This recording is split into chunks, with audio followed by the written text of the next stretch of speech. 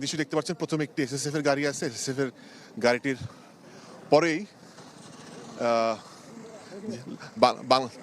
বাংলাদেশের পতাকা দিয়ে মোড়ানো লাশবাহী গাড়িটি একেবারে বেরিয়ে আসছে। আপনারা দেখেন, আমার সহকর্মী মুক্তার আপনাদেরকে একটু জুম করে দেখাতে চেষ্টা করছি। যদি এখানে তার কাটা আছে, তার কাটাটি ভেদ করে আসলে দেখানো বেশ কঠিন। তারপর আশা করি আপনারা দেখতে পাচ্ছেন।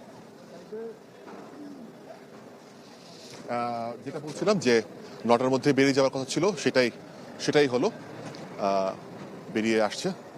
আপনারা নিশ্চয়ই দেখতে পাচ্ছেন সামনে কে বসে আছে সেটা এখান থেকে স্পষ্ট বোঝা যাচ্ছে না।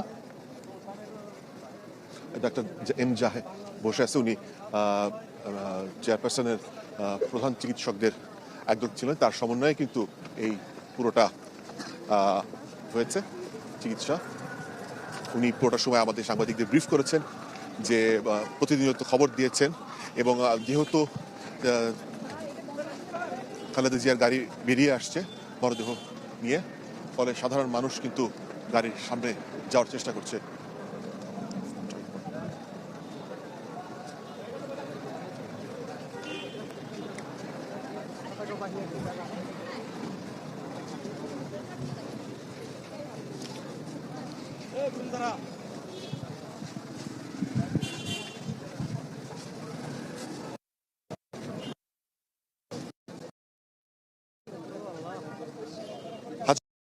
এই দৃশ্যটি ধারণ করে